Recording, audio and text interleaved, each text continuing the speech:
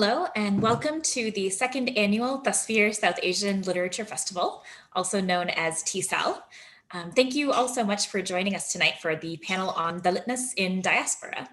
My name is Deepa Sivarajan, and I am a co-producer of TSAL.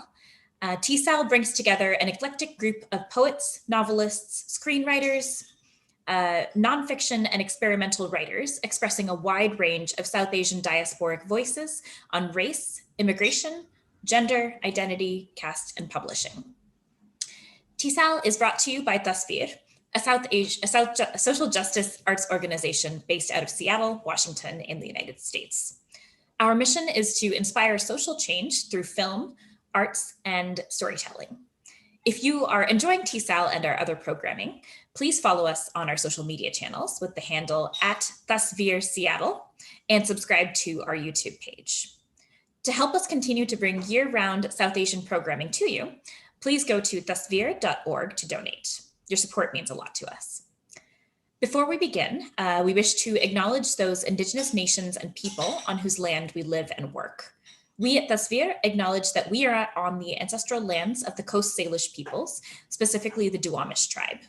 To pay your respects to the Duwamish tribe, please visit realrentduwamish.org. We also work in solidarity with the Black Lives Matter movement. I also want to give thanks to our local literary refuge in Seattle, which includes bookstores like the Elliott Bay Book Company and Ada's Technical Books, as well as the Hugo House Center for Writing, all of whom are sponsors of TSAL.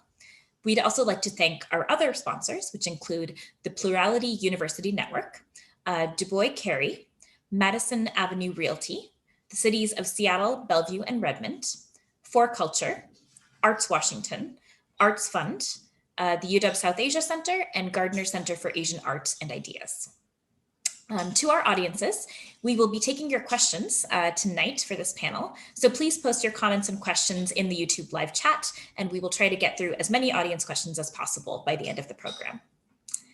Now, I would like to introduce our moderator for tonight, Mimi Mondal. Mimi is a science fiction and fantasy writer from Kolkata, currently living in New York.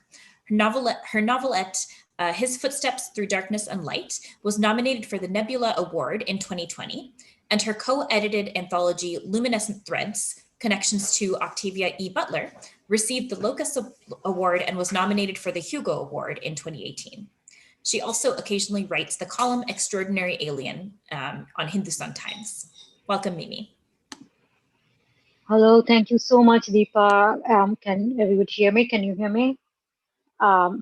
Great. So I am so glad to curate the Dalitness in Diaspora panel today. Extremely honored for all our panelists, and I will introduce my panelists as I see them on my Zoom screen. So the names that I see first. So the first person I see on my Zoom screen is Toral Gajarawala, who is Toral Gajarawala is Associate Professor of English and Comparative Literature at New York University and the author of Untouchable Fictions, Literary Realism, and The Crisis of Caste. She is interested in the intersection of culture and politics, caste and race, and aesthetics and languages, and is currently at work on a book of essays called Ajnabi, An Existential Reckoning in South Asia. Please welcome Toral. Next person on my screen is Suraj Yengde, who is Dr. Suraj Yangre, is one of India's leading public intellectuals and a noted scholar of caste. He is the author of the bestseller Caste Matters and co-editor of award-winning anthology The Radical Ambedkar. Suraj has worked with leading international organizations in Geneva, London, and New York. He is the associate editor of Southern Journal of Contemporary History, a co-convener of the Dalit and Black Lives Matter Symposium and the Dalit and Black Power Movement, and the convener of the Dalit Film Festival. He runs a monthly Ambedkar lecture series at Harvard University, where he is senior fellow at the Harvard Kennedy School and an inaugural postdoctoral fellow at the Initiative for Institutional Anti-Racism and Accountability at Harvard University. He also holds a research associate position with the Department of African and African American Studies and is a non-resident fellow at the Hutchins Center for African and African American Research. Please welcome Suraj as well. Toral and Suraj are at really difficult time zones, and they have managed to, like, they've been very kind to me here in the middle of the near night, I guess, at both of their locations. Um, I next come to Yashica Dutt, who is a journalist and the author of Coming Out as Dalit. She spent a decade covering arts, culture, and fashion in New Delhi and a lifetime hiding her Dalitness to past as upper caste until she came out as Dalit in a Facebook note and wrote a book that's part nonfiction, part memoir, and wholly a scathing account of how the caste system operates and affects Dalits in today's India. Hint brutally. Her work explores the intersection of caste, class, gender, and seeks to expose caste as the invisible arm that turns the gears in nearly every system in India. Coming Out as Dalit has received immense critical acclaim from the press and readers. It has been called an eye-opening contribution to Dalit literature and a book that will likely play a major role in influencing the millennial expression on being a Dalit. Dutt graduated from Columbia Journalism School and lives in New York. She's planning to soon release Coming Out as Dalit worldwide. Please welcome Yashika as well. Thank you And for having me. thanks for being here.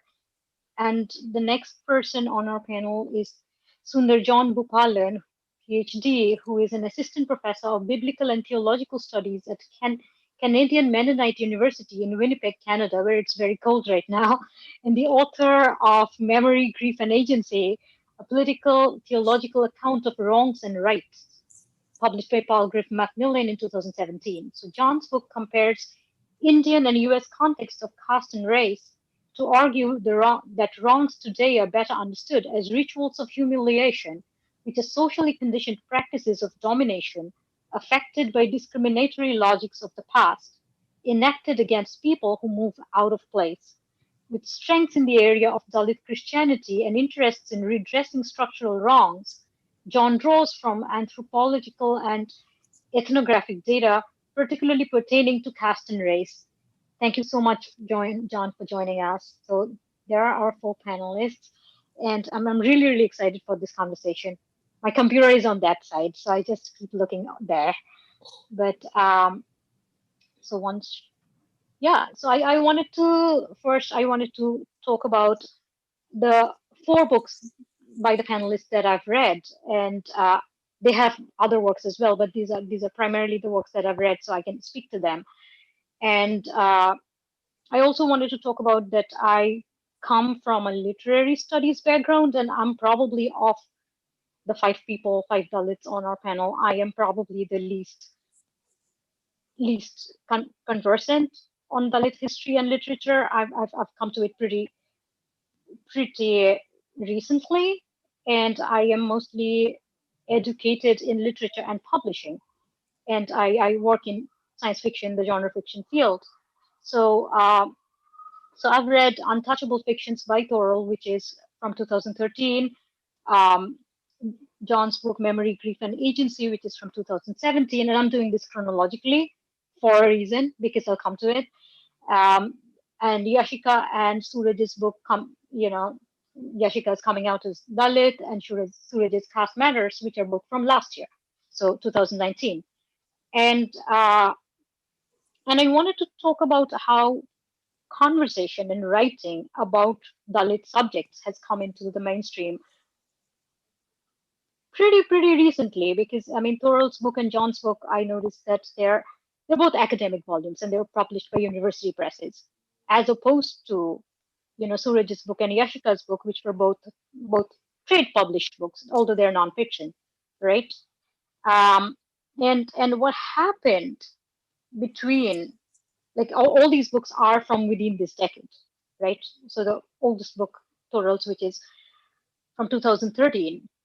And one of the things that I noticed that happened was the widespread movement and visibility that happened after the suicide murder of Rohit Vemula, and which was in 2016. And so I can see there are these two books from before 2016 2016 and 2 books from after 2016. And I also want to talk about what publishers publish, which is very strongly connected to what readers want to buy, right? What readers want to read. And because I do work in publishing, I have been at those meetings. I used to work in Penguin India at one point, and I've been at those meetings where editors get a great manuscript, and sometimes they're like, "This is great," and the salesperson is like, "We love it, but we can't sell it." And I want to talk about the positioning and the conversation about Dalit literature and Dalit writers and how that has progressed over a very, very recent period. But what I want to start with is to let the authors talk about themselves a little bit. And my first question is going to be about, say, your current location, where you are, not just geographically, maybe also in your career, also, and especially because this panel is called like Dalitness in Diaspora, I wanted you to locate yourselves in the diaspora. Do you feel diasporic? Are you diasporic? Is that a word you identify with? And I wanted to start with Toral. I think we can all unmute ourselves unless we have background noise. Cool. Yeah, thank you, Mimi, for the question and also for this panel, which I think is such an important panel and also quite a unique take. So I think it's quite right to say that there is a new interest and discussion on caste, in part inaugurated by some of these books here. But in fact, this particular angle of Dalitness and diaspora, I don't think has been talked about as much or in the same way. And that's really what intrigued me about the panel and why I wanted to wake up at 4 a.m. to participate in it. So I'm not Dalit. I'm a scholar of kind of caste and Dalit literature. And I guess I came to it by a race growing up in the US. Having been born in New York, I think the race question was the predominant question long before Black Lives Matter. And I think the question for me as a scholar really was how, in fact, the world of South Asia, the world of India specifically, and the world of Hinduism was cast in the US. And I think there are certain dominant narratives that actually made caste kind of illegible or negligible until pretty recently. So, for example, there's the myth of the model minority, which immediately positioned you in a kind of space where you could be caste-free or caste-neutral. There is an old, long American fascination with Hinduism, with yoga, with meditation, with a kind of non-violent action and so on, and a kind of idolization of all of those terms and all of those ways of being that in fact gave people a pass, a kind of metaphorical and moral and ethical pass from having to consider some of these things. So I think I came actually to my work really out of that context of trying to rethink some of these major problematics. And in terms of the question you asked earlier about writing, I have to say it's been incredibly, incredibly difficult. When I started working on this as a student, actually no one was very interested in it. It was really, really difficult to publish a book on this topic.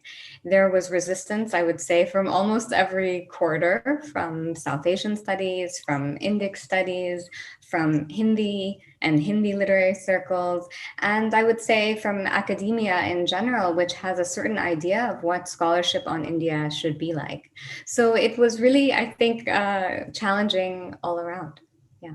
And just to speak to your first question, I'm currently teaching in Abu Dhabi, where the context I think is really, really interesting in terms of these questions, because you have a society in the Gulf that is more or less drawn from South Asia. And many of the exact same questions that emerge in Dalit diasporas emerge in the same way here, but of course they are inflected by labor conditions and by many other issues. So Yashika, do you want to take the question next? Sure. Just to start with where I am in New York. I live in Brooklyn, so this is my house. And do I feel diasporic? Absolutely not. I don't feel diasporic even one bit. Ever since I moved here in 2014, I tried to get away from the Indian community as much as I could, because what diaspora has been associated with till now, it's, appropriation culture, being desi, this definition of desi, which is all about, classical dance and music or idols or festivals. And I didn't associate with any of those. I mean, I did grow up under the Hindu influence, and I have grown up celebrating festivals, but I didn't feel strongly attracted to any of those values. Also, one of the things that I've noticed in the Indian diaspora in the United States is this, of course, we all know about the hyper nationalism, but also this lens to look at India from where it was possibly 30 years ago, or maybe at a time when they left the country. So they kind of, a lot of the experiences that we hear in the United States from the Indian diaspora seem to have been preserved in these amber raisins, and they're just like perfect and nothing's wrong with them. And if you touch them, like what Toral said, that's why there is this resistance. If you try and break this perfect narrative, there's this natural sort of resistance. Now, going back to your question about, what you brought up, this incredible point, pre-Rohit Vemula and post-Rohit Vemula. Now, of course, there was, I would say that it is so deeply tragic that we had to lose him. And that had to start this whole movement that we are seeing currently. It's, for me personally, it was a moment of awakening. It was a moment of realization. It is something I've talked about at various places. Reading Rohit's last letter was what, it was kind of this reckoning. It shook me to my absolute core and made me realize that, I am from this caste and I am here in New York. What can I do? And what am I doing? Look at him. And he stood up for what he thought was right, being where he was in Hyderabad. And look what the price that he had to pay for that. So that had a huge impact on me. And since then, we have seen this kind of burgeoning activism on social media, in public spaces, also in intellectual spaces. But I want to preface that by saying that that's not new. Dalit activism and Dalit social media has existed for decades, specifically around the 90s when Mandal Commission happened. Some of us might be familiar with this. I don't want to go too deep into the history, but this was a set of proposed policies that talked about extending the reservation policies to a larger percentage of Dalit and OBC Indians. And that created these big protests, and upper caste students self-immolated because they couldn't bear to have us as equals. But since then, diaspora has been pretty vibrant. The Dalit diaspora has been pretty vibrant in keeping in touch with each other. So that social media power, whether it was through emails, then through listservs, then later through Facebook, Twitter, Orkut, that has been around. It's only now in 2016, I would say that a layer was peeled off in a big way. And it's not because the mainstream society wanted us. They had no choice.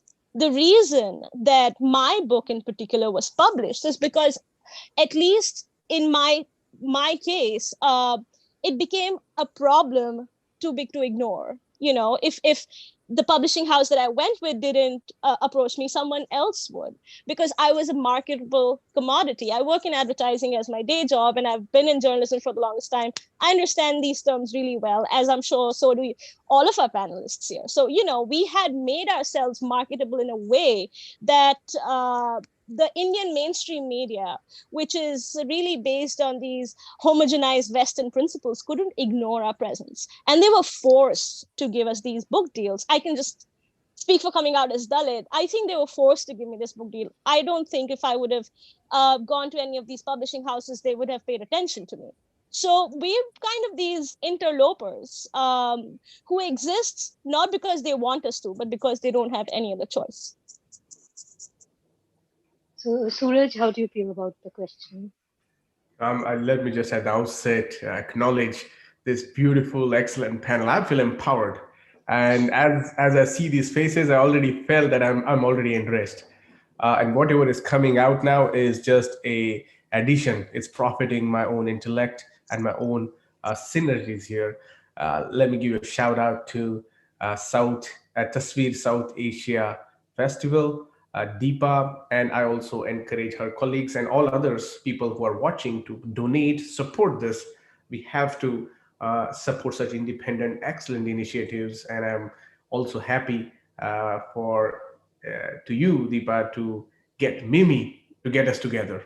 If it was not Mimi, I don't think we would have all gotten together with such spirit. So all props to Oh, Mimi, thank you. our excellent anchor, and I am deeply moved by each of the stories that we have, and especially last time when we did the Dalit Film Festival, Mimi, you, I, and Yashika spent some time and sharing the bond of love, sharing the bond of warmth, and there are some written codes, but there are so many unwritten codes. And when we know how to tune to that unwritten emotions is what we fundamentally, I think, is a Dalit love.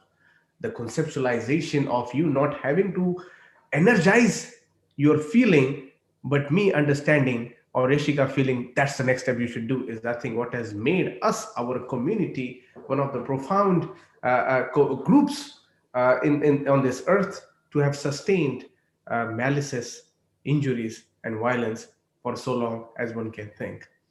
As regards to the question about diaspora, I'm a part-time diaspora studies scholar, or rather lapsed diaspora studies, because my PhD was in diaspora in Africa, and there was a particular investment I went to, went there to, and I still publish academically in diaspora studies as well as I do on caste. And so I don't think I have one location. I mean, I have studied in 4 continents, and I have worked there. And so I have been constantly in the kinetic force of the move, wherever, and that's also being kind of, part of who we are. We have always moved, either moved on in life or moved somewhere as an individual or as a community. And therefore I think this book also, the caste matters you talk about, but let me shout out to all other excellent authors who have written their book, who I continue to read, and of course sometimes eavesdrop on the conversations that happen on internet or social media whenever I have time. And what that says is, like, we're trying to check each other's on. So caste matters. So for example, the whole gambit of publishing, business and industry. So when I published this book, many Dalits, academics or non-academics also, were writers. The first question was, how the hell did Penguin publish your book? For me, that was not even a question. Because my first book that I co-edited with Professor Untitled Chapter, and let's pray and fight for his release, who has been incarcerated by this Brahminical fascist regime, and we should not rest until we are all freed, like Untitled Chapter is imprisoned. It was a natural choice, because Penguin is a trade publisher, but also it has imprints which publish academic books. And so when I wrote this manuscript for Caste Matters, they already knew I was up to something. And this publishing people are smart. They are business people, so they already knew what I was up to. And I had sent them a page proposal, actually 2 page, and it was a hardcore humanistic language. So the associate publisher and I met in Delhi, and she said, "Suraj, I didn't understand a word you wrote here. Can you just write in simple language?" And I think that's what she was trying to get at. And so the book that you have in hand right now is the third iteration, is the third revisit of the arguments. And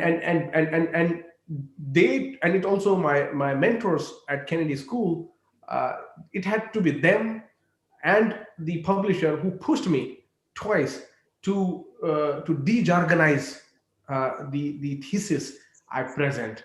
And they constantly wanted, because they told me, if you're writing a book which is important, if it's not connecting to the people, you don't want to write books that are just going to decorate the libraries.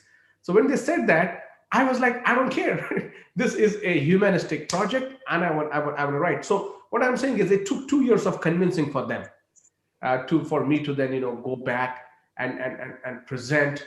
And of course, I later discovered the difference between trade publishing and university press publishing, Right. which is, in a way, it's clumsy, it doesn't make sense, but also you have people like, good, I mean, people who have written excellent books have also published with trade publishers, but keeping the academic argument intact. So one of the things I had to do was to provide a lot of narratives, and I was not comfortable. I'm like, I'm not going to sell my story to make a case. But then, when the review process begins, and when you get comments, and that's when you realize, and it really took like two people at my center who really, I mean, these were basically, one was LA Times former editor-in-chief, who himself is a Trinidadian, and another was Nico Mele, my boss, who read through and said, if you miss this opportunity to talk to people, you're not going to get this opportunity again in the same spirits. So it kind of dawned upon me that there is a way maybe I can write this, and of course there is a lot that needs to be. I mean, my basic was, I was writing to Jean-Paul Sartre, I was writing to Heidegger, I was looking to Aristotelian principles of humanism, I was in conversation with Greek Roman philosophy, and of course connecting that to how then did we have Aristotle, did we have Plato in our community, not India, in our community. And I think that excavation was quite interesting. And for me, my ancestors are Aristotle's, are Plato's, and are all those deep felt philosophers whose philosophy I live not only in my thought, in my action, but also in my articulations of myself. So I think that's how I was trying to do, but that's what you have in front of you. So your book was actually an academic thesis, which became a memoir in the editing, a little bit, a part memoir. It didn't though. In fact, there are only instances where, for example, I write a chapter on Dalit capitalism. And capitalism, as we know, is a very critical concept we really need. But the point is, capitalism, as Marx defines it, or Marx theorizes it, is extremely complicated. The Capital book, Das Kapital, is such a highbrow text that when I read it, I said, why do people like him? He doesn't even make sense. So the point was that, and that's where even I at some point despise academic gatekeeping because of this highbrow thing. So I had to, in the editing process, obviously they were like, can you insert some anecdotes here, and can you tell, because the argument will have more force. So I would imagine the memoir part is less than 5% of what it is argued in the text. But yeah, it is people remember that exactly, right? I mean, you write that 5% and people, and that's what they wanted. They wanted people to get hooked. They say you write abstract concepts or broad ideas, and then people will be like, okay, fine. But if you humanize this, if you theorize with your own experience, then people will have more, a connection to that. So let's hear John's thoughts on diaspora, and then we'll actually go back to this conversation about how the publishing system works and how it, how it positions people like us within it as our writers. But yeah, let's hear John's thoughts. Hey, thanks you all. It's so great to be here in conversation with you all. I have great respect and admiration for each of your work. So I'm looking forward to the time where, Mimi, you might ask us one or two things about our books and our written work. So I won't bore everybody with what's in the book quite yet, not yet. So you can do that. You can do that. I did write a sequence of questions, but we don't have to keep to it. Okay. So let me just simply start by adding a note of thanks to Tasveer and Deepa and Mimi for bringing this panel together on literature, right? I am a political theologian, right? So I come from a theological kind of point of view, and I think, and I actually feel quite honored to be on this panel because theologians are often kind of not counted as writers per se, because we have this religious theological language that we bring into our writing, right? But by the time you have worked with a publisher, you're on a literature festival, like you're on that team. No. I recognize that my book is literature. Certainly, no apologies about that, right? But I'm saying that the theological component is usually kind of bracketed out in a discussion of just Dalit literature in general, right? So the first thing that comes to mind, Mimi, is that Dalits in India were written out of textual history, right? Dalits in India were written out of textual history. And second, they were written off, right? Written off. You don't have anything meaningful to contribute, right? That is, in some sense, for me, the origin story that's very important for me. So Dalits converted to several different became atheistic, did a whole number of things, right? Whatever they pursued as liberatory for them. And of course, Dalits in India also converted to Christianity because they saw Christianity as being liberatory, among other things like Buddhism and Sikhism and several atheistic traditions, and the list is endless. But for me, because I come from a Christian theological point of view, I have to say that because Dalits were written out of dominant Hindu scripture, were denied access to Hindu scripture, were then punished when they sought access to Hindu scripture, that history is very important, because what Dalits who converted to Christianity did was, when they saw Christian scripture and when they perceived this notion of the divine that locates itself with those who are on the margins and those who are oppressed, they said, hey, give me some more of this, right? They said, give me some more of this. So many Dalits converted to Christianity in what is famously called the mass movement, right? Christians themselves call them as also spiritual movements, right? And so now Dalits have access through Christian scripture to scripture, right? An access that they did not have with dominant Hindu scripture. So that origin story is very important. I'm actually quite honored by that. And I also want to pay homage to my Dalit ancestors who made that move, right? Who saw literature as important. So that's the first thought that comes to mind, that literature is simply so important because Dalits were written out and written off, and now Dalits are writing themselves into history, right? And I think this is where the comments that several of you have made are so important. Imagine the number of things we have lost in the past simply because they were not written, right? So we come from a rich tradition with so many insightful voices, right? So I'm so happy to be in conversation here. I am currently located in Winnipeg in Canada. So they call Winnipeg also Winter Peg because it gets pretty cold, they say, in the winter. So we just moved from the United States to Canada, where I took up a teaching position here at Canadian Mennonite University in Winnipeg. There are a few inches of snow outside my window right now. So winter is here, and it's going to be a long winter. That's where I'm currently. And as to the question of diaspora, it's been a good decade and over since I've been in the United States and now in Canada, so in the North American context. So I'd say, in some sense, yeah, sure, I can relate to the diasporic identity for sure. And one of the things that I have done in my own work is, and this is the last thing I'll say, is to generate a conversation between the caste context in India and race context in the United States. And increasingly, I'm also drawn to indigenous concerns. So the lens of being Dalit and having that sense of what it means to be oppressed allows for a very natural conversation with such concerns in these contexts. And that kind of really informs my work.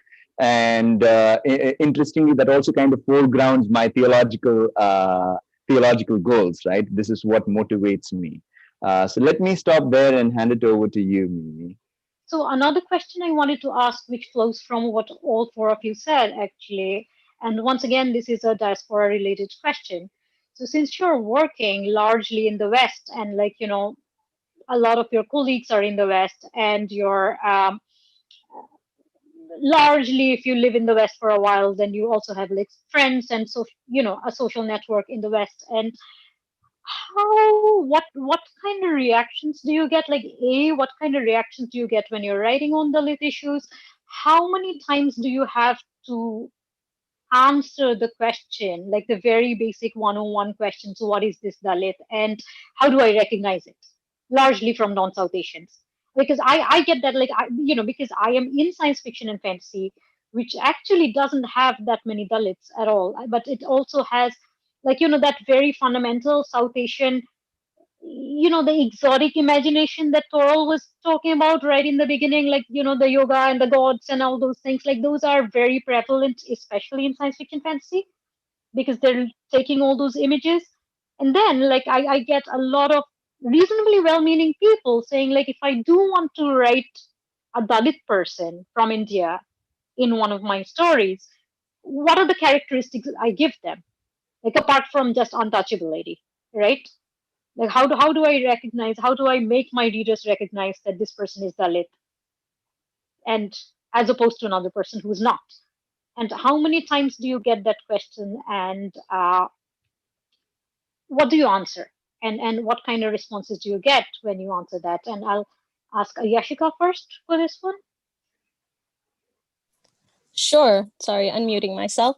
That's a really interesting question, because when I was writing the book, I mean, I got commissioned to write this book in 2016, and the book eventually came out in 2019. And I did not go home even once.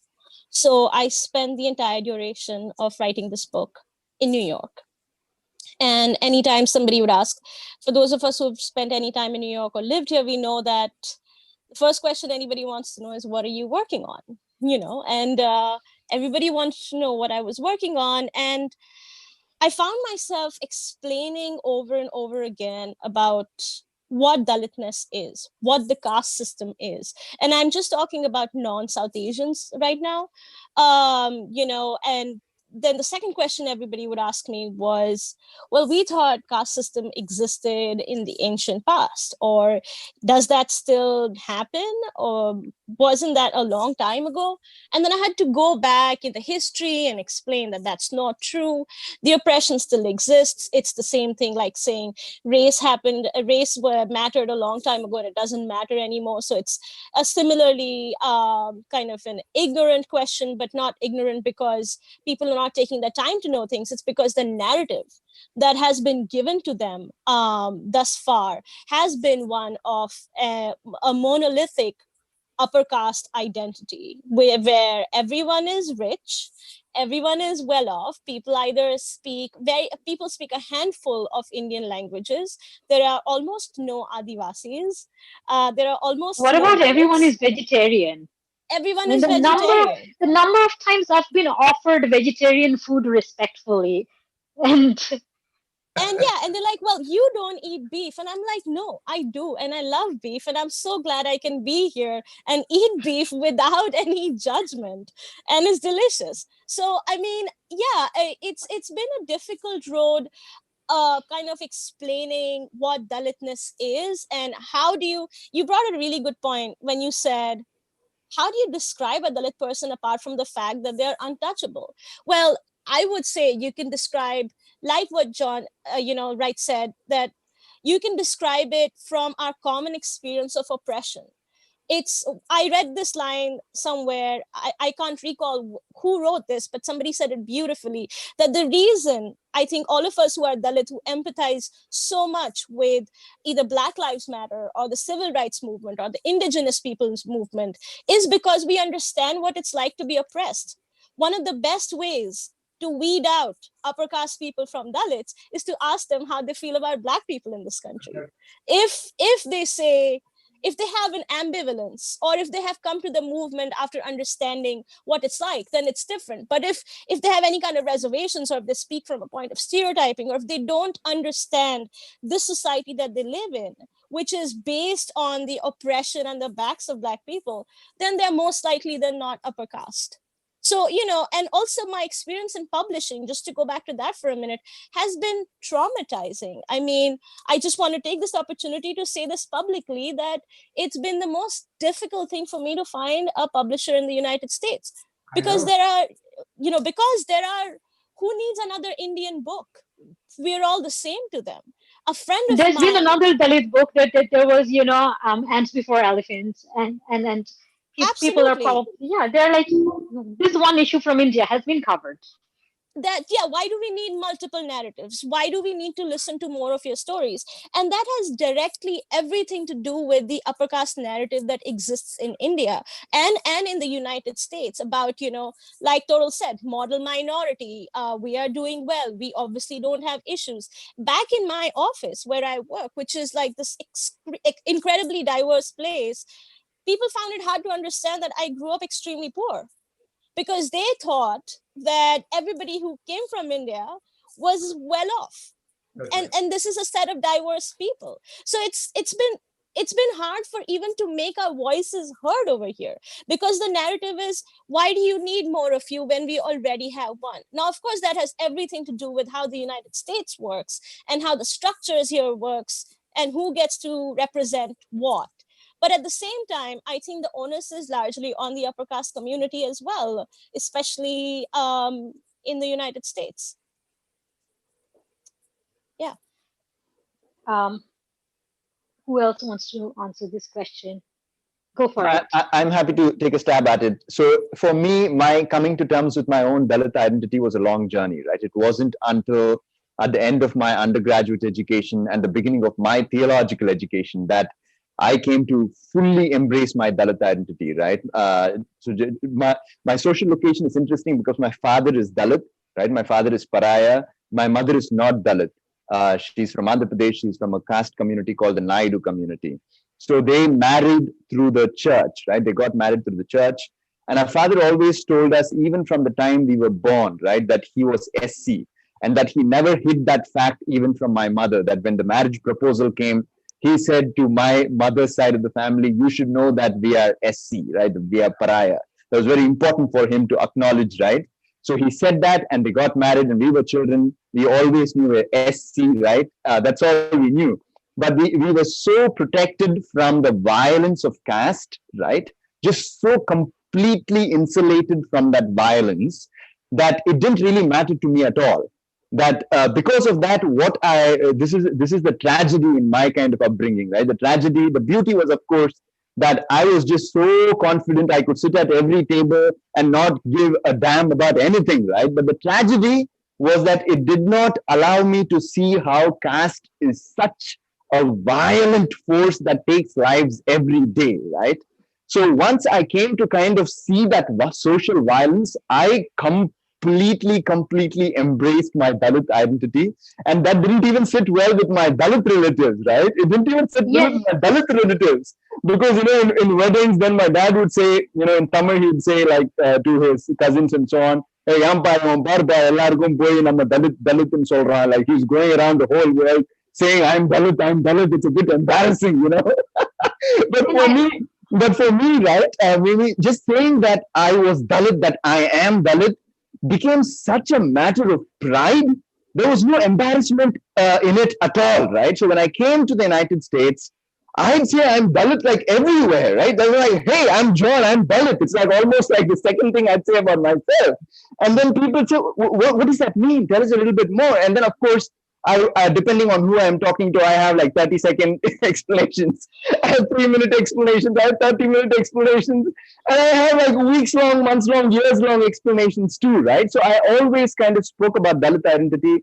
But what is interesting is the responses occupy like a wide range, right? It ranges from, oh, but I have a Dalit, I have an Indian friend, right? It's like, oh, I have an Indian friend. They had me over the other day, and we had vegetarian food, and this is where your thing comes in, right? We had great vegetarian food. Oh, I love Indian food. Oh, I love okra. I'm like, that's all great. But how does that relate to what I'm saying? Which means that there's a certain invisibility of Dalit identity, right? And that invisibility does not simply exist by default. It's invisibilized. It is invisibilized by dominant caste articulation, by dominant caste ignorance, and also by the dominant caste masking of social violence, right? So for me, I'd say my biggest challenge in the diasporic context has always been to remove that mask and to allow people to see the violence of caste as it is, right? So I can speak at length about what the different range of responses are. And this is, interestingly, it happens at churches, right? It happens at churches, both white churches, black churches. It happens in Indian churches, right? Indian American churches. It happens in academic circles. It happens during coffee conversations. So it is so fascinating to discover that actually Dalit identity and the social violence that Dalit identity is always in conversation with tends to be masked in diasporic context. And there's a certain violence. I'd say it's a very violent kind of masking of the social violence that caste perpetrates and continues to do so today. So that would be my response to that question. I mean, that reminds me that this is something I have often thought about, and then I wondered if I was just being paranoid. That, like, especially in the diaspora, Indians don't, like, compared to back in India where people would beat you up for something. Like in the diaspora, other diasporics usually would not beat you up if it's somebody else's country, right? But like I feel like there are people who would just stop interacting with me informally, but like they would just freeze me out because they don't like me talking about Dalit issues.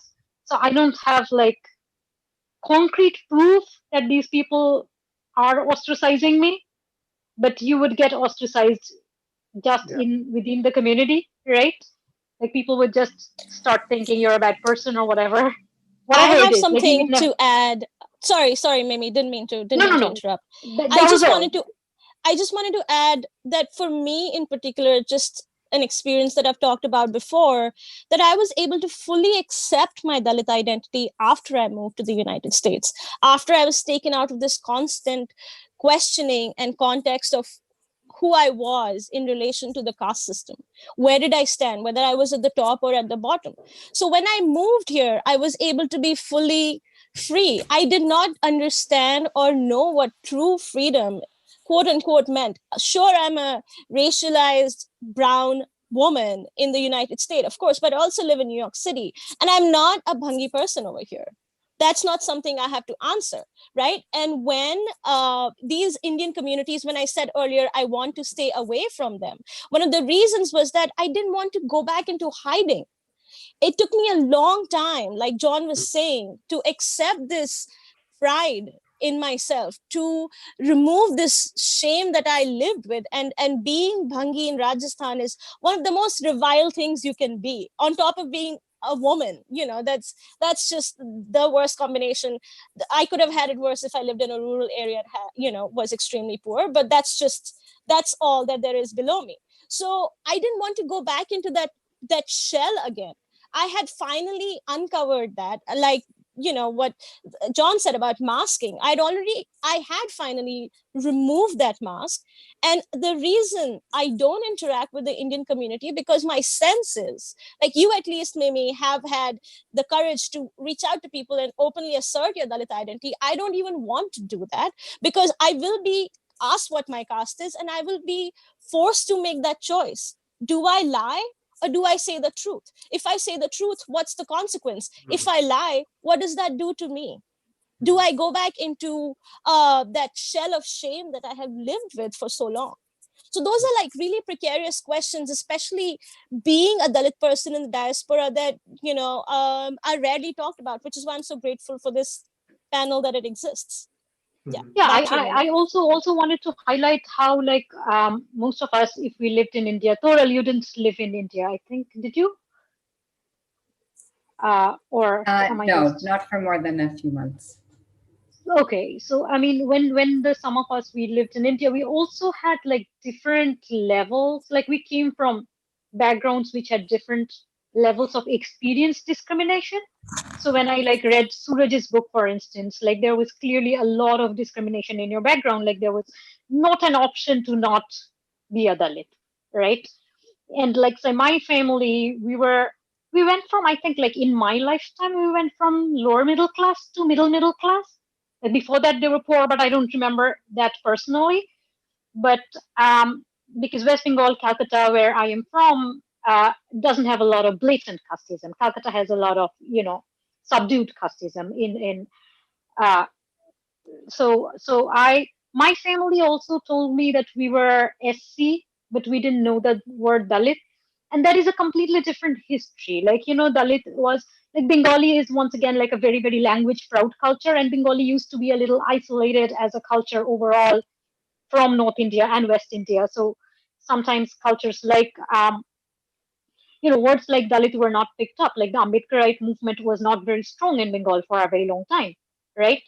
But so I wanted to ask Suraj, Suraj, are you there?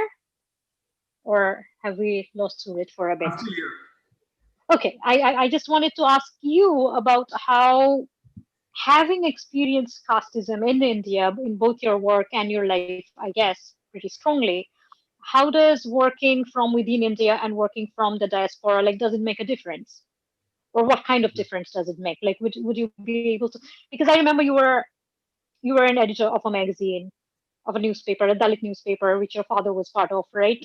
So you were already writing about Dalitness from India, possibly in Marathi, or were you also writing in English? Marathi, but as Right, what I right.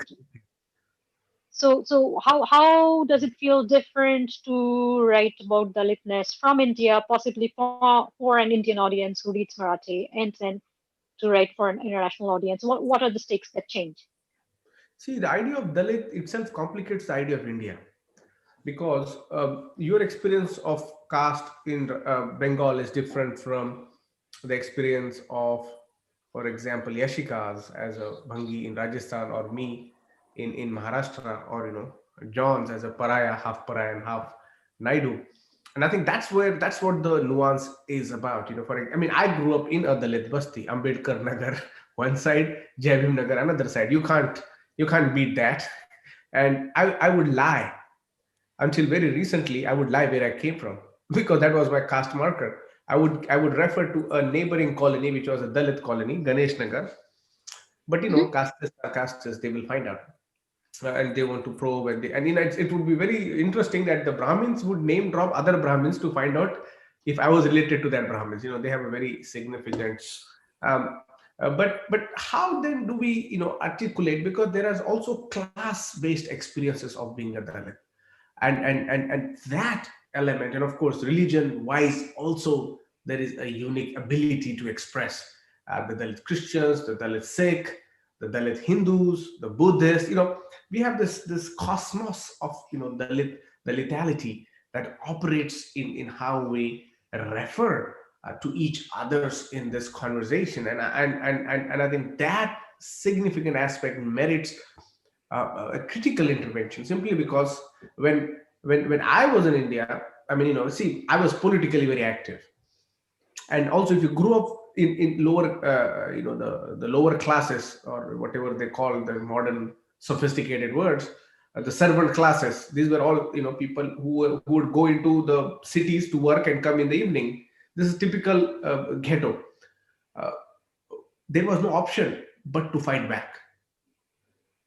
I mean, I couldn't uh, manage to exercise my anonymity, because that was just not an option, right? And but the whole how it shaped was, like, I realized my school friends would meet up after school hours. I never realized they would do as such, because once the school bus comes to my basti, drop me, and then I'm hanging out with thugs. I'm hanging out with pickpocketers. That's the kind of people I grew up with. So, for example, when I look at the world, I look through the world of these people. The question of incarceration, the question of even the gender violence, it is different.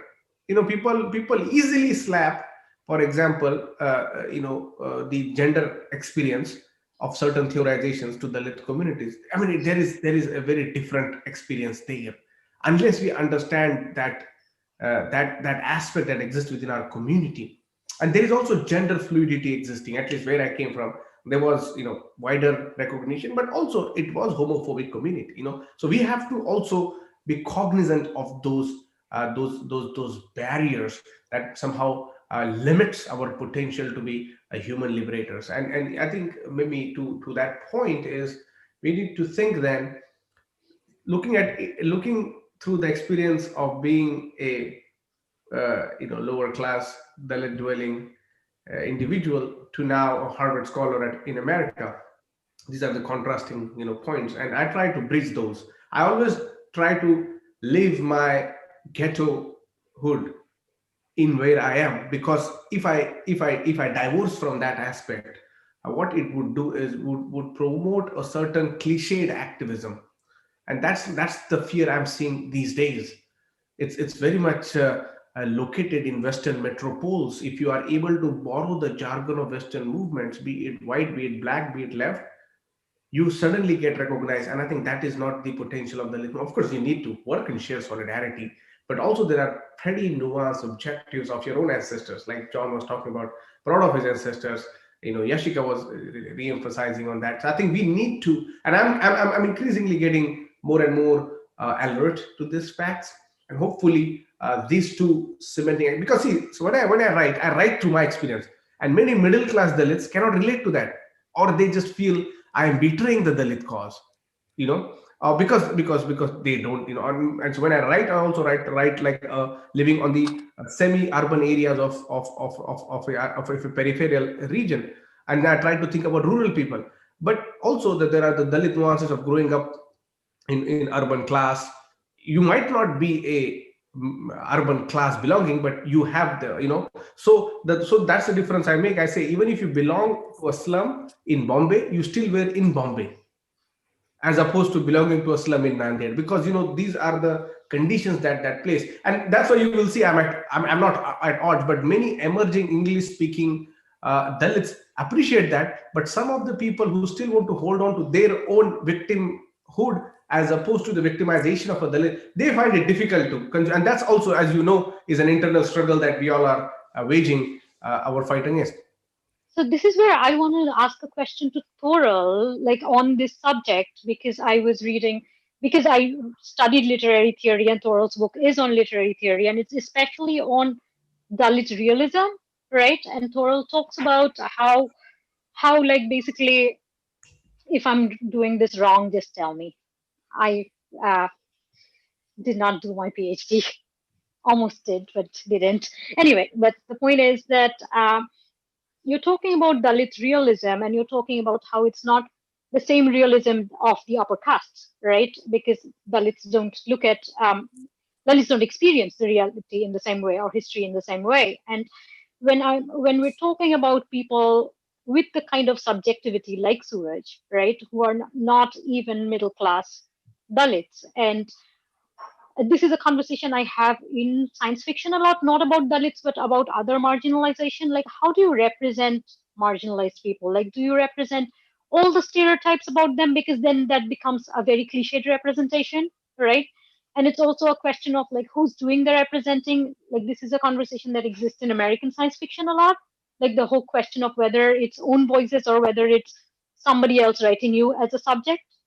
And in so much Dalit, like in so much Indian fiction, especially Indian fiction in English, like, Arundhati Roy, Amitabh Ghosh, they have written Dalit characters. They're not Dalits themselves. And like sometimes I have flinched at the representation. Like especially like the amount of cruelty that's been inflicted on the person that the author themselves don't empathize with, So it's always like it's from their gaze, it's being inflicted on a subject. It's not being felt in their own body, right?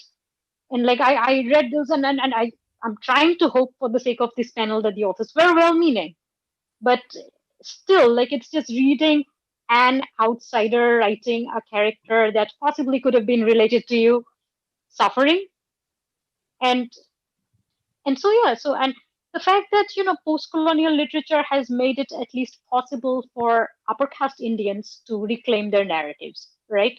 So between fully British literature or having to write like the British in the British tone, Indian literature has come to a point where we can put in our like Hindi tones and other things, and that we take a pride in, even if we don't speak Hindi, right?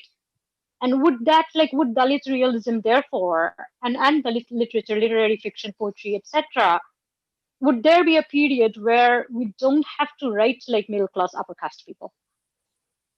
Like even those of us who are middle class.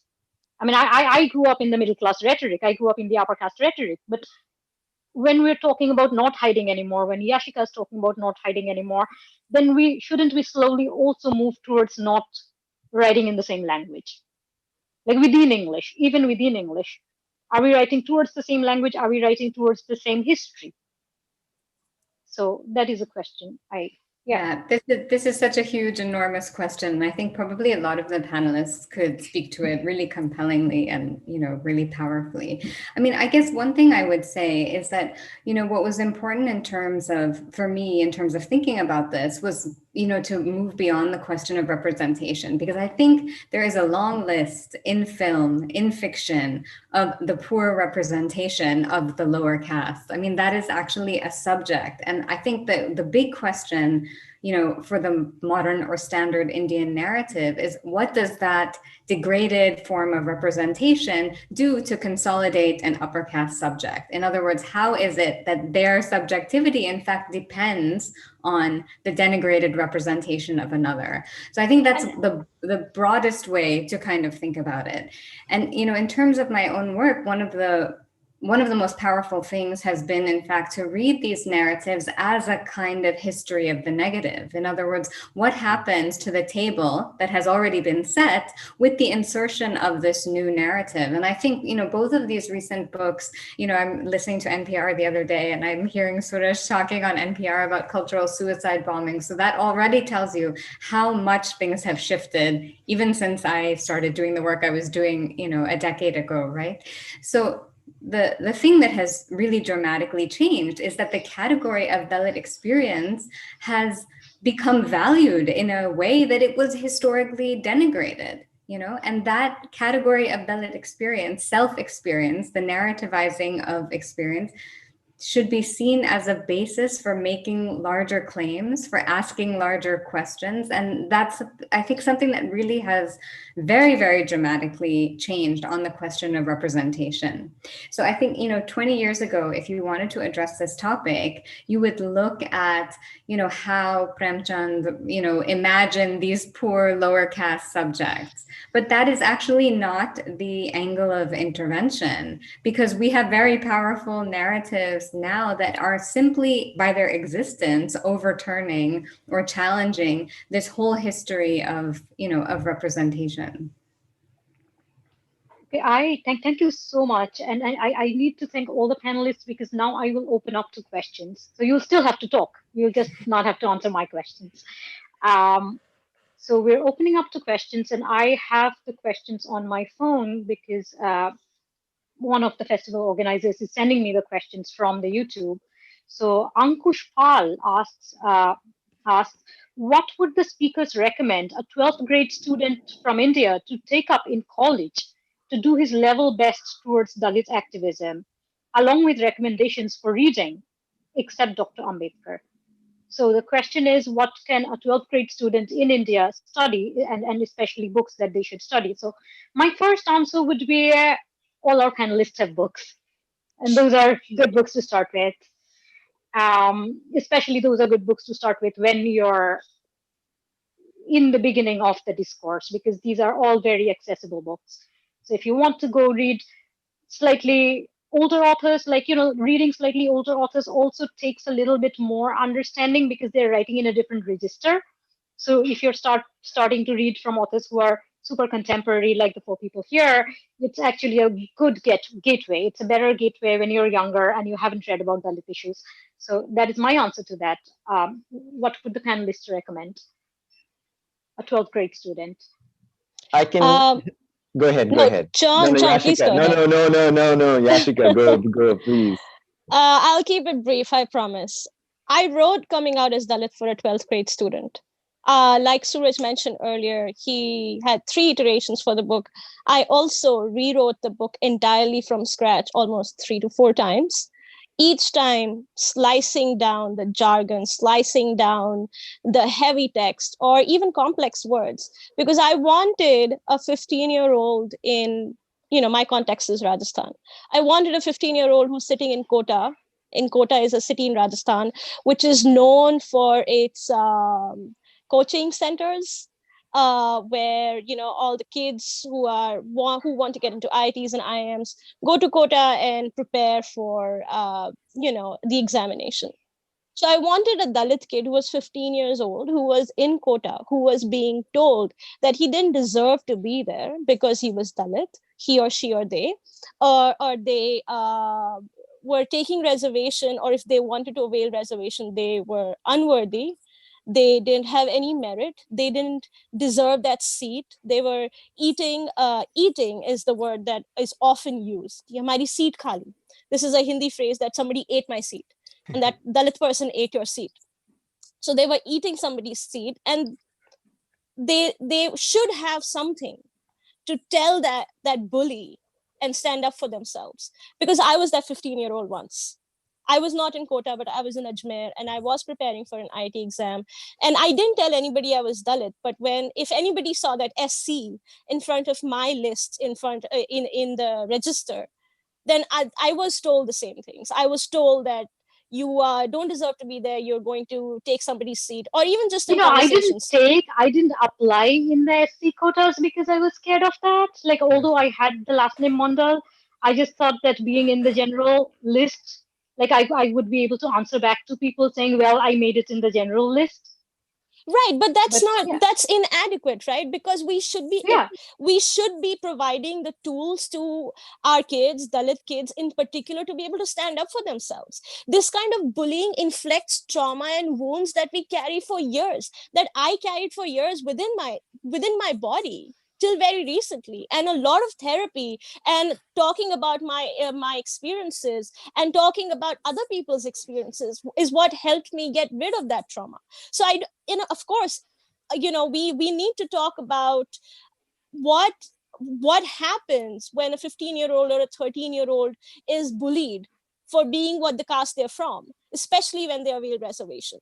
So I think my advice for that question is, if you're a 12th standard student, first look within yourselves, look within your systems, look within your societies, think about reservation in a way that is not what has been taught to you. Seek out narratives that are different from yours. If you truly want to be anti-casteist, read all the books that our panelists are excellent over here, read their books, but also more than that, read other arguments on reservation. So don't just blankly or blindly believe what your parents are telling you, what the society is telling you, what your teachers in tuition classes and schools are telling you. Seek out other arguments and other narratives that exist out there if you truly want to be anti-caste. So I have another book related question right here. So I'll just throw it into the mix so that you can also answer that. This was actually on my regional list as well. Monica has a question for all the panelists, and she asks who your literary inspirations are, and what, if anything, you're currently reading that you would recommend. So it's once again a recommendation question. And John? So let me quickly say two things. One, with the question that was already asked, right? I don't know if the questioner is from a dominant caste social location or from a Dalit social location, right? That will make all the difference. If you're Dalit, you don't need to be told about the Dalit experience. You'll know it, right? So if the questioner is a Dalit questioner, the first thing I'd say, and maybe the only thing I'd say right now, is be proud, be free. Right? Be proud, be free, and celebrate Dalit identity whenever and wherever you see it. It's the first thing I'd say. If the questioner is from a dominant caste social location, I'd say read Dalit poetry, read Dalit poetry. And the second thing I'd say is, you don't even need to read.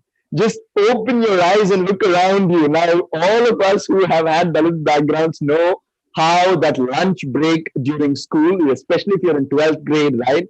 You pull out your lunch box, you see what's in your lunch box, and you think about what went in there, what your parents did not put but could have put.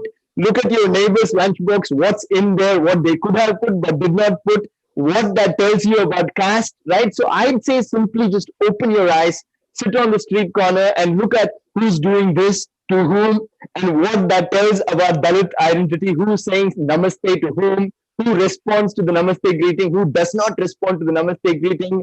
Have a pen and a pencil, write your own book is what I'd say instead of reading other books, right? So it really depends on all of those things. But to your question about what are current recommendations, I'd say One is, Isabel Wilkerson's book, Caste, The Origin of Our Discontents. I found it just fascinating because it generates a conversation between race and caste. It's very accessible. It's a very accessible book. And of course, there are critiques of the book, but I'd say that's a great book I just read, and I certainly recommend that in addition to whatever is written here. Suraj, book recommendations. No, Your first of all, Ankush, thank you for waking up at 4:30 a.m. in the morning and not regretting tuning in, because as you can realize, we are all in different time zones. Right now where I am is actually 4 o'clock, so just you guess where I am.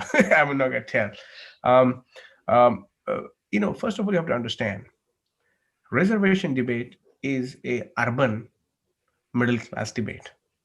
Not that it doesn't percolate into other regions, but the problem of reservation is confined to less than 5% of Dalits.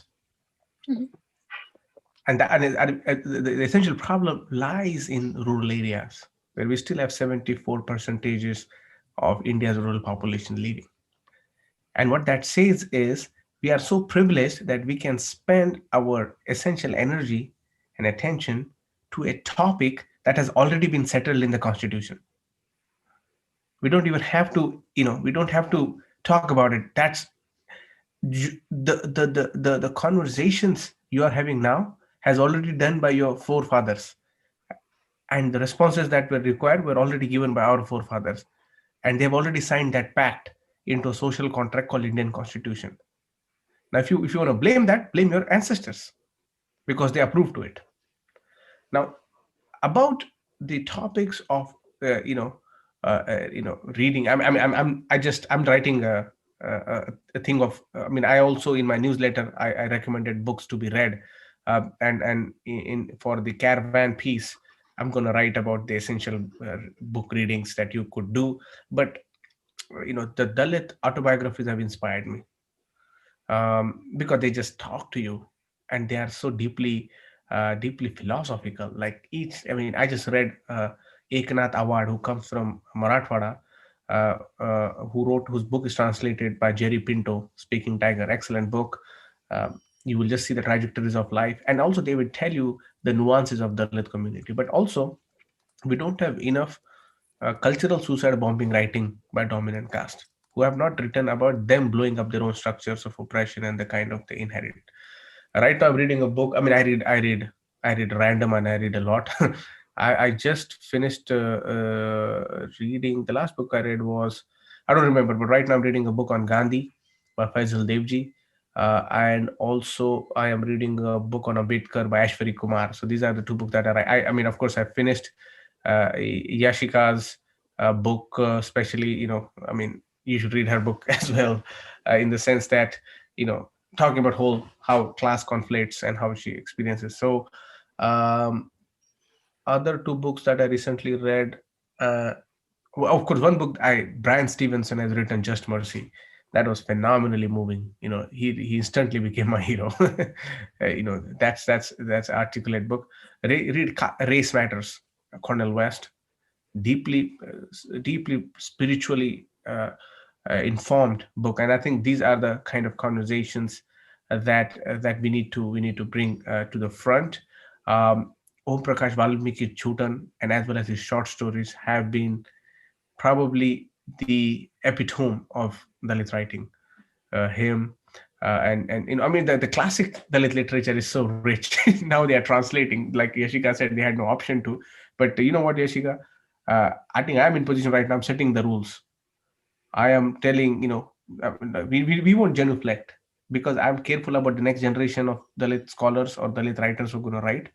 And so right now I'm right busy talking to publishers on how to give more credible, because we all experience that, how they deal, how they treat us, and how all. So I'm making like a forcible kind of almost a checklist for the publishers when young Dalits would approach, how to celebrate them and how not to, deal with this. So these are kind of things we are doing right now. Toral, book recommendations. I think people have mentioned all of them. I think especially for a young person, I think they should read Yashika's book, Coming Out Dalit. I think it's totally illuminating, and it actually really discusses so much of what it means to become a person, just to be actually become a young adult, but to think of yourself as a person in a kind of educational and social system that constantly compromises you. So I think as a young person, that would be a really kind of important book to read. Yeah. Okay, I just wanted to add like two more names into the mix, because I think the point that you all made about, Dalit memoirs being very interesting, like very illuminating to understand what the lives come from. And because like Dalits from all regions have like very different experiences, and the person who asked the question has a Bengali last name, read Bengali Dalit writers. And the names that I want to put into the mix are Manoranjan Bapari. And Manoranjan Bapari wrote in Bengali. He's been translated by Arunava Sinha. So if you can read Bengali, I love Arunava Sinha's translations in general. But also, if you can read the original, if you have the language for it, go for it. The other person is Baby Haldar. And Manoranjan Bapari used to be, like, he's a refugee from Bangladesh, lower middle class, and he used to be a rickshaw puller. So extremely different from the very Bengali, the Bangla Bhadralok intellectual, which is the upper caste intellectual from Bengal. Baby Haldar used to be a domestic help in Delhi. And like, these are Bengali Dalit narratives that we do need to know. And so, since we've had names from different regions, I just wanted to put in these two names as well. Absolutely. Yeah, a really interesting question I had is from Sumati, who is also one of the organizers, is what topic would each of you love to delve into that doesn't get as much space in your work based on outside limitations like publishability and the need to introduce people to caste supremacy, etc. And I feel like the question is also asking that when you write about caste, you become stereotyped as that person who writes about caste. That's right. And so what are the other concerns you'd like to be into? Because that list is pretty long for me, because I like I like talking about technology and environmentalism. Like, I'm in science fiction, so the different kinds of futurism, and I think that's important, that we should be able to use our Dalit subjectivity to go into those subjects, like not just drop our Dalit subjectivity. Like, I saw one section, like one of the stories in Suraj's book has that story about upper caste Dalit young people talking about being astronomers and so on, and they're not talking about being Dalit in the same conversation, right? They're saying caste doesn't matter anymore, but I want to go to NASA, and I want to have the conversation where I want to go to NASA as the Dalit, right? Exactly. So I want to have environmentalism and all these conversations, but I want to have them as the Dalit person. And I think, at least in my field, that is opening up. Like in science fiction, it will not be a bestseller, but I will be able to talk about that because I came in as a science fiction writer. Like, I'm both Dalit and science fiction, therefore it gives me that intersection to talk about that, despite there may not be thousands of people in the room. But so for each of you, what else would you like to talk about which you sometimes feel like you're not getting the opening to? Like, maybe if you're into music or something, like, what else would you like to talk about? I can take Can that. I just... Oh, please go ahead, Toral. No, go ahead. No, Toral, please, you've been muted enough today. This is just, a leftover from kind of the previous question. I just wanted to mention the work of this young artist called Rajeshri Goody. And I saw her work last year in Dubai. And she had a really interesting exhibit, and the exhibit was basically family photos and families eating. It was a very interesting exhibit based on her own life and her own practice as an artist. So I just wanted to raise the issue of other forms of culture that are clearly speaking to the Dalit experience and also have their own kind of angle to add. So when Suraj writes about Dalit love, for example, in this exhibit, there was a whole kind of deconstruction and construction of a Dalit cookbook. Like, what would it mean? Oh, yeah, I love those. Food, and actually revise all of our, upper caste prescriptions about food And she actually excised, selections from Om Prakash Valmiki's Jutan and all of these different books and created her own kind of Dalit cookbook, So I think there are lots of different ways in which the whole question of caste is being kind of inserted as an interruption into visual culture, into photography, into art forms, etc. That actually, there is actually so much to do, so much work to do, so much to think about, and so much to, encounter, for a young person or for anyone.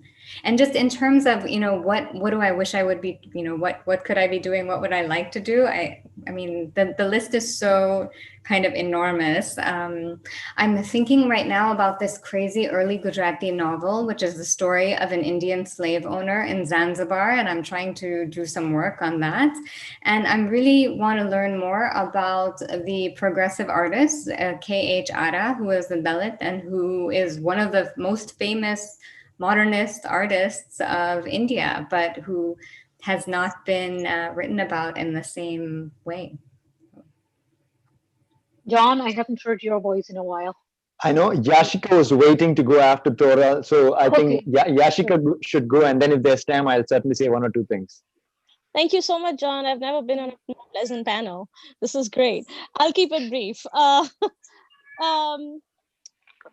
I already explored a lot of that, and I want to, like what Mimi said, explore art and culture through a Dalit lens. Like I wrote this piece very recently on Indian matchmaking, which actually got a lot of hate from the upper caste.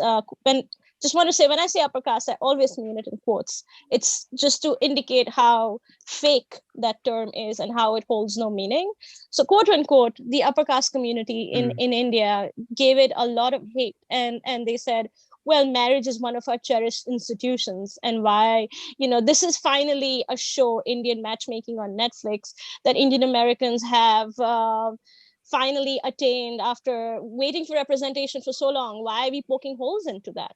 And the answer is that Dalit lens deserves as much as a place in Indian American representation as upper caste lens does. In fact, even more, because the dominant caste narratives have dominated for so long that it's really time for us to put our perspectives out there. So whether it's art and culture and Dalit poetry, Dalit literature, I think we need to, if publishing wasn't a concern, I would really like to throw myself into examining Dalit literature from a journalistic point of view, from the point of view of an arts and culture journalist, and looking at Dalit cultural forms like Dalit music and Dalit art traditions, which have been invisibilized and erased for so long because they just were not mentioned. And I would like to look at Dalit, trauma, which I have explored a little bit in the book, but I think we need to talk more about the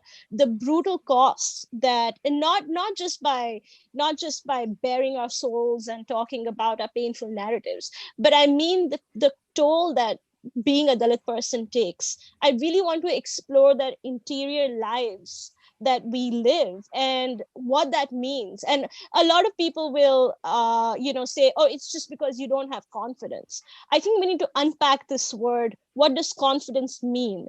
And what shapes this narrative into being this person that who we are, and how closely our Dalit identity is aligned with that. So if I had to look at it, I would look at arts and culture and our interior lives, and not just talk about reservation all the time. You know what? I don't know if you enjoyed it or not, but since you were like a fashion and beauty journalist at some point, I would be very interested in if you want to write about fashion from a Dalit perspective. I don't know if you still want to write about fashion, but if you wanted to, I would be into that. Yeah, that's a topic for another day, because I have a lot of opinions on Indian fashion industry and how it's extremely classist, and how we ask people who make 50,000 a year to buy a dress for 40,000 that you can wear once. So I have a lot of opinions on Indian fashion. Maybe a time will come to that, but as of now, I'm pretty checked out on fashion. John, over to you. I just quickly say, I've been recently very interested in affect, how people feel, and Dalits in of different social classes, right? Or Dalits of different social classes often feel caste much before they're able to even articulate it. So I'm interested in the mechanics of just how people feel, right? I'm glad like Jutan, the novel Jutan was mentioned too, right? Because in Jutan, there's an encounter between Om Prakash Valmiki and his Brahmin girlfriend Savita, right? And Savita has no clue that Om Prakash Valmiki is Dalit. And when Om Prakash Valmiki says he's Dalit, she starts crying. His girlfriend starts crying, right? And then Om Prakash Valmiki has this beautiful, beautiful, heart wrenching at the same time line, right? He says, at that moment, I could see how the hatred of 1,000 years entered her heart, right? And Damn, I'm look at very that. interested in that question of how people feel, right? What is it about just very ordinary things that Dalits do, like going for a haircut or taking a leak, right? Suraj, I'm thinking about your book, or any number of very ordinary things that humans do, but when Dalits do it, it evokes so much of hatred and feelings. So I'm very interested in that, right? That's just academically speaking. But non-academically speaking, one thing that I would love to write is like a Dalit alphabet book. Right? Like a ABC all the way through Z or Z, however you want to say it. Is just write a Dalit alphabet book for like elementary school level or for You know, middle schoolers. I would if you want to love do that. that, I if you do. want to do that, let's talk about that, because I I know. do want to have a conversation about having more children's and young adult books, That's for right. the community, because those are instructive. Those are But instructive at a very low level, like very, not a low level, like a young level.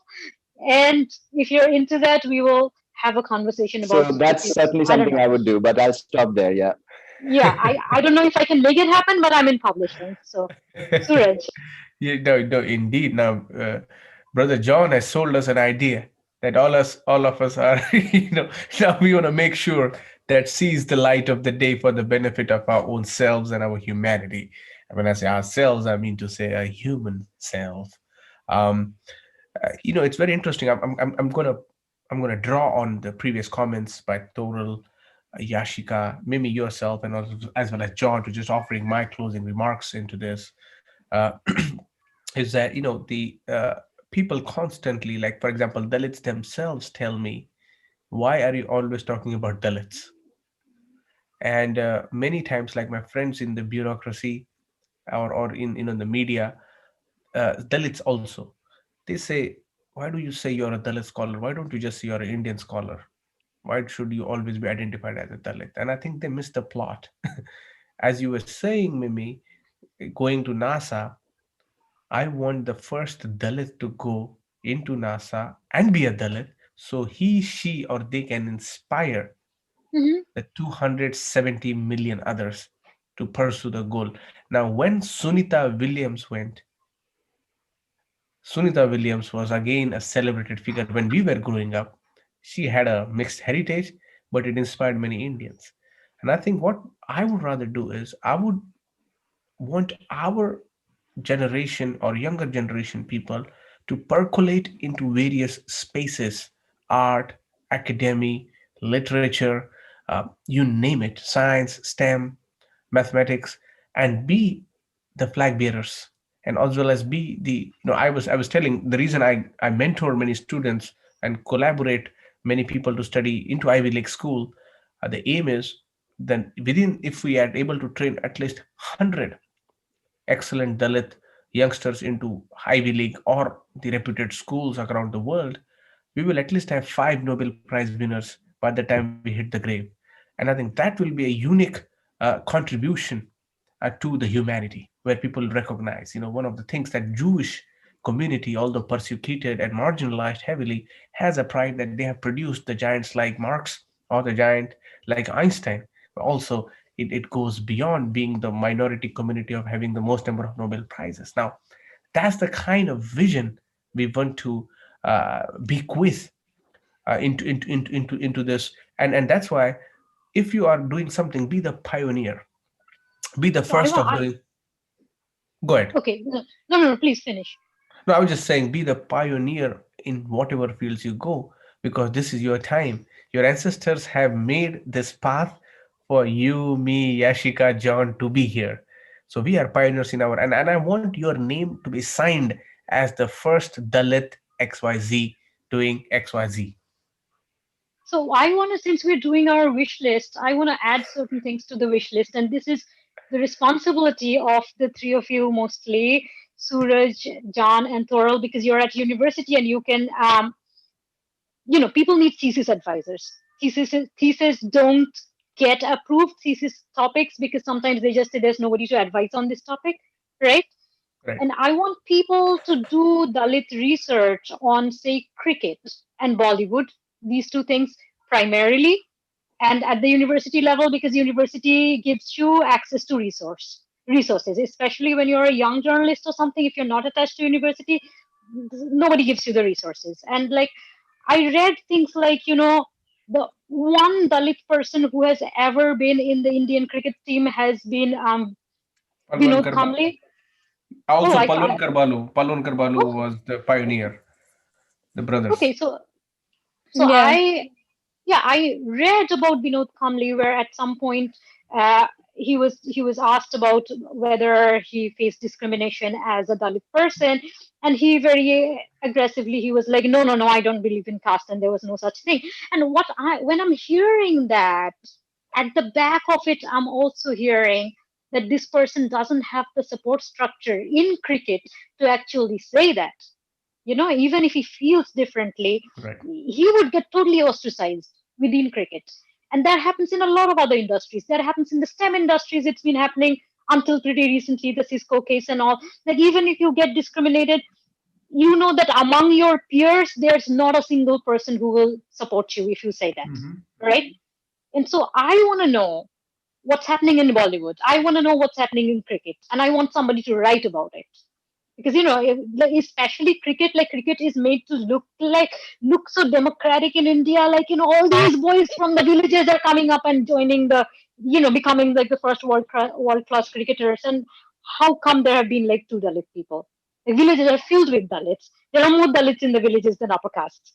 So I why want are to add not something to that. yeah. Maybe Kamle's story is actually, and maybe Suraj, being from Maharashtra, can speak to it more poignantly. But I just want to add that Kamle's story and the fact how he was withheld and held back, and not just lack of support, but actively discriminated against throughout his career, despite being the incredible talent he was, versus Mr. Tendulkar, who we all know is this demigod in cricket right now. Kamble had incredible talent, and many sources have pointed out there is incredible research, which I encourage all of viewers to look into, how Kamble was held back mainly because he was Dalit.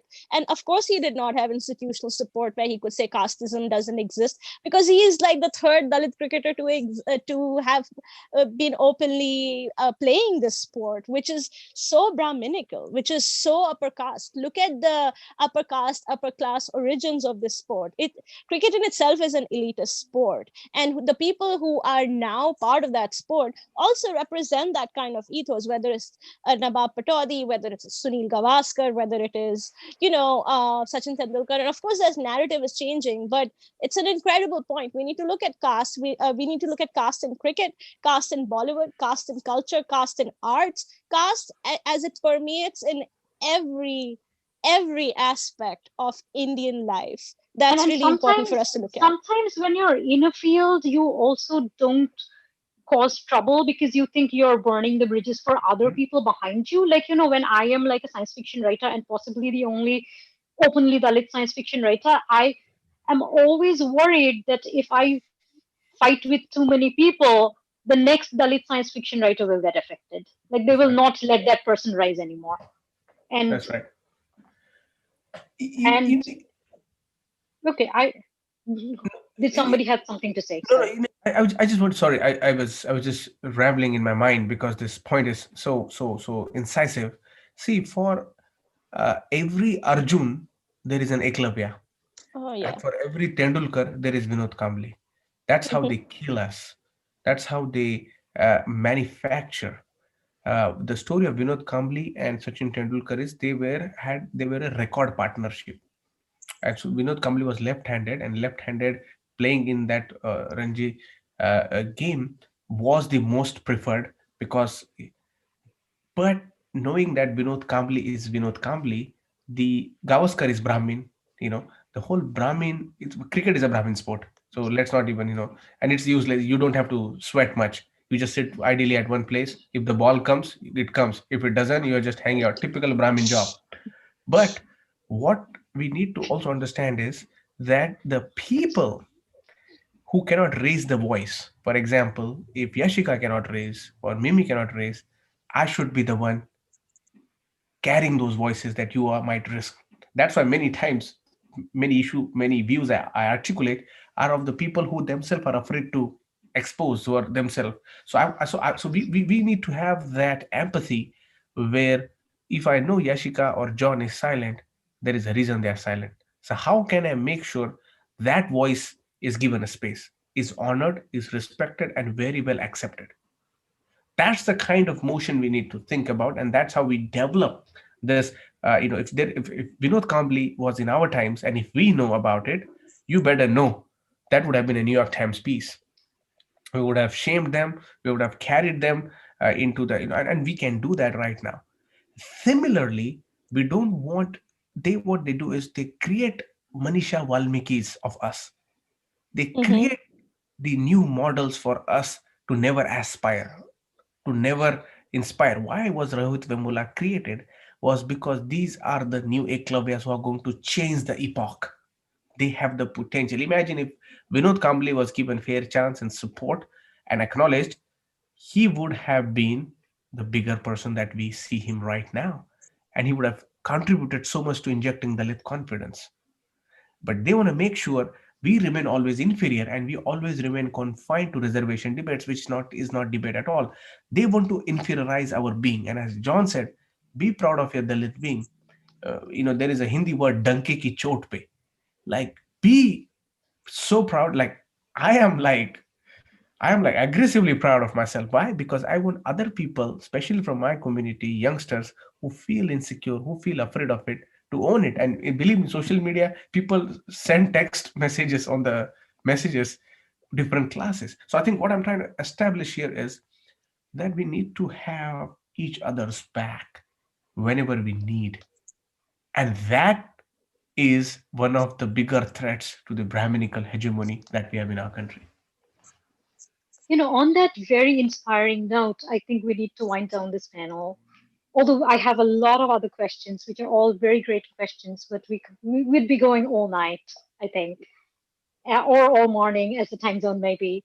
So I think we need to wind down on this note. And what I will do right now is, while I also thank all our panelists for taking out the time in different hours of the day for this panel, thank you so very much. And I want to mention all your social media handles so that the readers who have questions or will have questions, the audience members, not the readers, could find you. So Suraj and Yashika are very active on Twitter, and both their handles are their names. So Suraj Yangre and Yashica Dutt are And on Instagram. Twitter and on Instagram. Yes, I am also on Instagram, but it's all selfies. John is J. Boopalan on Twitter, not tremendously active, but not completely inactive either. Toral prefers to be contacted on her email, which is tg38@nyu.edu. Generation. So that's all of us. And all the panelists' books are available at the bookstore, I think, and there will be a link somewhere on the website. There's a marquee on the website, and the marquee has all the book links. And thank you so much for joining us for the panel. Thank you to the panelists and the audience and the organizers. Thank you. Thank you, and good night. Thank you so much for having us. Thank you. Jai Pleasure to Bhim, be here. everybody. Jai Bhim. Such a pleasure. Jai Bhim. I love you all.